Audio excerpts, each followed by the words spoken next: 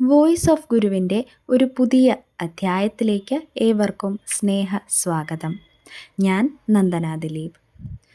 ഓം ശ്രീനാരായണ പരമഗുരവേ നമഃ. ഓം ശ്രീ ശാരദാംബായേ നമഃ. ആചാര്യപാദങ്ങളിൽ പ്രണാമം.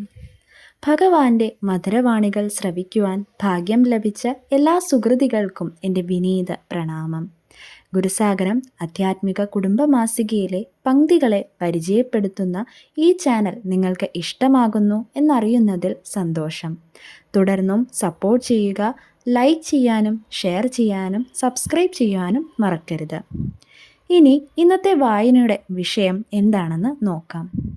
ഗുരുസാഗരം ആധ്യാത്മിക കുടുംബമാസികയുടെ ചീഫ് എഡിറ്ററും ഗുരുവിദ്യാപീഠം ആചാര്യനുമായ ശ്രീ സജീവ് കൃഷ്ണൻ സർ എഴുതിയ 2025 നവംബർ ലക്കം സ്പെഷ്യൽ ഫീച്ചറാണ് ഇന്നിവിടെ അവതരിപ്പിക്കുന്നത്. രാഷ്ട്രപതി ദ്രൗപദി മുർമു ഗുരുസന്നിധിയിൽ എത്തിയപ്പോൾ.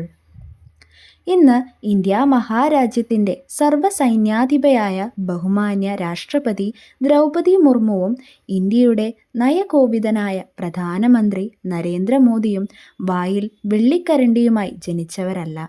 പട്ടിണിയും പരിവട്ടവും താണ്ടി സ്വന്തം ഉൾക്കരുത്തും വാസനയും കൊണ്ട് ഈശ്വരീയമായ മാർഗത്തിൽ ജീവിതം നയിച്ച് ആ പരമമായ സ്ഥാനങ്ങളിൽ എത്തിയ വ്യക്തിത്വങ്ങളാണ്.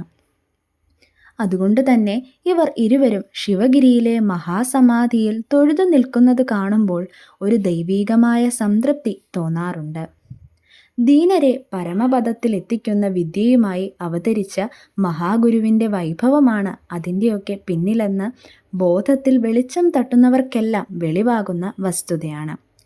2022 രാഷ്ട്രപതി സ്ഥാനത്തെത്തിയ ശ്രീമതി മുർമു ശിവഗിരിയിൽ ഇതുവരെ വന്നില്ല എന്നത് ഒരു ഗുരുത്തക്കേടാകുമല്ലോ എന്ന് ആശങ്കപ്പെട്ടിരിക്കുമ്പോഴാണ് ശിവഗിരി മഠം രാഷ്ട്രപതിയെ മഹാസന്നിധിയിലേക്ക് ക്ഷണിച്ചതും അവർ ഭക്തിപൂർവം ആ ക്ഷണം സ്വീകരിച്ച് ഭഗവാന്റെ തിരുസന്നിധിയിൽ എത്തിയതും. അതും ഭഗവാന്റെ മഹാപരിനിർവാണ ശതാബ്ദി ആഘോഷങ്ങൾക്ക് തുടക്കം കുറിക്കുന്ന അത്യപൂർവമായ ചടങ്ങിന് തിരിതെളിയിക്കാൻ എത്തിയെന്നത് ശുഭകാംക്ഷികളായ മനുഷ്യർക്ക് ഏറെ സന്തോഷം നൽകുന്ന സംഭവമാണ്. ഭഗവാന്റെ മഹാപരിനിർവാണ ശതാബ്ദി ആഘോഷം 3 വർഷം മുമ്പേ തുടങ്ങാനും അത് ഇന്ത്യൻ രാഷ്ട്രപതിയെ കൊണ്ട് തിരിതെളിയിക്കാനും ശിവഗിരി മഠം സന്യാസി ശ്രേഷ്ഠർ എടുത്ത തീരുമാനം ഈശ്വരീയമായ ഒന്നാണ്. തീർച്ചയായും അത് ഗുരുവിൻ്റെ കൽപ്പനയാണ്. 1 നൂറ്റാണ്ടുകൊണ്ട് മഹാഗുരുവിൻ്റെ സാന്നിധ്യം ഭാരതഭൂമിയിൽ എന്ത് മാറ്റം വരുത്തി എന്ന് ചോദിച്ചാൽ അതിനുത്തരമാണ് ജാതി വ്യവസ്ഥയിൽ ഏറ്റവും താഴേക്കിടയിൽ എന്ന് കൽപ്പിക്കപ്പെട്ട ആദിവാസി സാന്താൾ വിഭാഗത്തിൽ ജനിച്ച് ഒരു ചെറുകുടിലിൽ പട്ടിണിയുണ്ട് വളർന്ന ദ്രൗപദി മുർമു എന്ന സ്ത്രീരത്നം ഇന്ത്യയുടെ പരമോന്നത പദവിയിൽ എത്തിയിട്ട് മഹാഗുരുവിൻ്റെ പരിനിർവാണ ശതാബ്ദി ഉദ്ഘാടനം ചെയ്യാൻ എത്തി എന്നത്. ഭഗവാന്റെ വൈഭവം കേരളത്തിൻ്റെ ചെറുമൂലയിൽ ഒരു ജാതിക്കോളത്തിൽ ഒതുക്കുവാൻ നടത്തിയ അതിശക്തമായ ശ്രമങ്ങൾ കൊണ്ടാണ് രാഷ്ട്രപതി ദ്രൗപദി മുർമുവിനെ പോലെയുള്ളവർ തങ്ങളെ ആരാണ് എടുത്തുയർത്തുന്നത് എന്ന് തിരിച്ചറിയാതെ പോകുന്നത്. ഇനി കാലം മാറുകയാണ്. ആരാണ് ചലനങ്ങൾക്കു പിന്നിൽ എന്ന് ലോകത്തിന് വെളിപ്പെടുന്ന മഹാഗുരുവിൻ്റെ പരമവൈഭവത്തിൻ്റെ നൂറ്റാണ്ടാണ് ഈ ലോകം കാണാൻ പോകുന്നത്. തേച്ചുമിനുക്കിയാൽ കാന്തിയും മൂല്യവും വാച്ചിടും കല്ലുകൾ ഭാരതാംബേ, താണുകിടക്കുന്നു നിൻ കുക്ഷിയിൽ ചാണ കാണാതെ 6-7 കോടിയെന്നും എന്ന മഹാകവിയായ ഗുരുശിഷ്യൻ കുമാരനാശാൻ വിലപിച്ചത് 1922 ദുരവസ്ഥ എന്ന കാവ്യത്തിലൂടെയാണ്. 1 നൂറ്റാണ്ടിനു ശേഷം അതേ ഭാരതാംബയുടെ മണ്ണിൽ തേച്ചുമിനുക്കി കാന്തിയും മൂല്യവുമുള്ള രത്നക്കല്ലിൽ ഒന്ന് ഇന്ത്യയുടെ രാഷ്ട്രപതിയായി മാറിയത് ഗുരുവിൻ്റെ പരമവൈഭവമല്ലാതെ മറ്റെന്താണ്? ചാണ കാണാതെ കിടന്ന 6-7 കോടികളിലേക്ക് ഗുരുദർശനമാകുന്ന ചാണയുടെ ഉരസൽ ചെന്നു വീണിരിക്കുന്നു. ഇനിയും ഉണരാത്തവരെക്കുറിച്ചല്ല നാം ഇവിടെ പറയുന്നത്. ഉണർന്നിട്ടും ഉണർത്തിയവൻ ആരെന്നറിയാത്തവരെ കുറിച്ചാണ്. ആ രഹസ്യം ഇനിയും മറഞ്ഞിരുന്നുകൂടാ. അറിയാത്തവരെ വിളിച്ചുണർത്തി അറിയിക്കണം. അതിനുള്ള ശ്രമമാണ് ശിവഗിരി മഠം നടത്തിയത്. അവർ അതിൽ വിജയിച്ചിരിക്കുന്നു. രാഷ്ട്രപതിയുടെ സാന്നിധ്യം കൊണ്ടുതന്നെ മഹാപരിനിർവാണ ശതാബ്ദി ലോകമെമ്പാടും ശ്രദ്ധിക്കപ്പെട്ടിരിക്കുന്നു. ഇനിയുള്ള ചുവടുവയ്പ്പുകളിലും നമുക്കിതേ ജാഗ്രതയാണ് ഉണ്ടാവേണ്ടത്.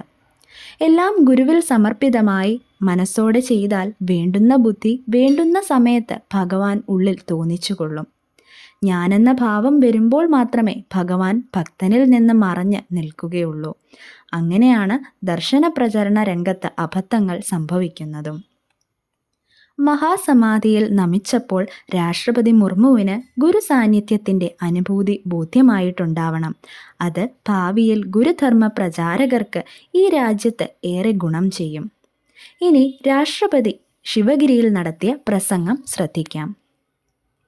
ജാതിഭേദം മതദ്വേഷം ഏതുമില്ലാതെ സർവരും എന്ന ഗുരുവാക്യത്തിൻ്റെ ശകലം രാഷ്ട്രപതി മലയാളത്തിലാണ് പറഞ്ഞത്. സോദരത്വേന വാഴുന്ന മാതൃകാസ്ഥാനമാണിത് എന്ന ഗുരുവാക്യത്തിൻ്റെ ബാക്കി രാഷ്ട്രപതിയിൽ നിന്ന് കേൾക്കാൻ ഭാഗ്യമുണ്ടായില്ല. എന്തുകൊണ്ടെന്നാൽ നാം സോദരത്വത്തിലേക്കുള്ള വഴിക്ക് ഇതുവരെ നടന്നു തുടങ്ങിയിട്ടില്ല.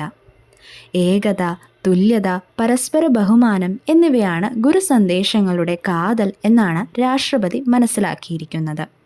അത് ലോകത്തിൻ്റെ ഇന്നത്തെ കാലുഷ്യങ്ങളും സംഘർഷങ്ങളും നേരിടാൻ പര്യാപ്തമായ ഉപദേശമാണെന്ന് അവർ ഉയർത്തിക്കാട്ടുന്നു.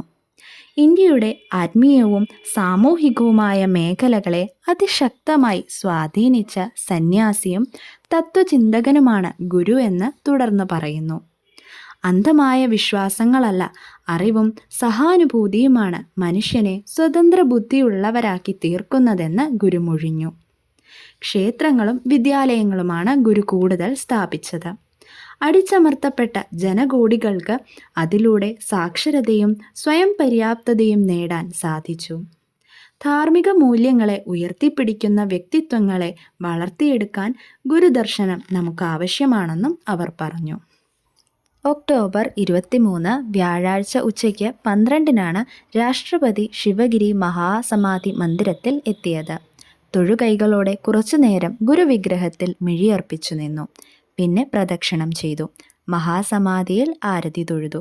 തുടർന്ന് പ്രസാദം സ്വീകരിച്ചു.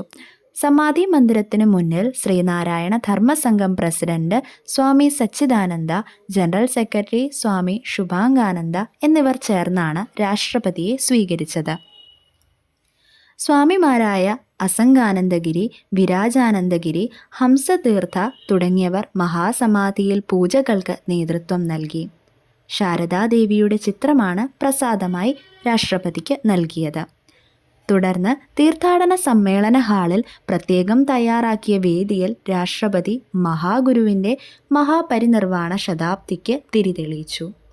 മഠം president Swami Sachidananda, secretary Swami Shubhangananda, governor Rajendra Arlekar, സംസ്ഥാന മന്ത്രിമാരായ V Sivankutty, V N Vasavan എന്നിവരും അടൂർ പ്രകാശ് MP, വർക്കല ജോയ് MLA, രാജീവ് ചന്ദ്രശേഖർ തുടങ്ങിയവരും സംസാരിച്ചു.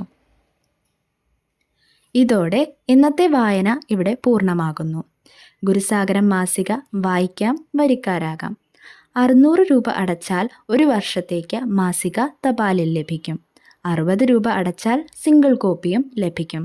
പണം അടയ്ക്കേണ്ട ഗൂഗിൾ പേ നമ്പർ 80 78 18 88 58.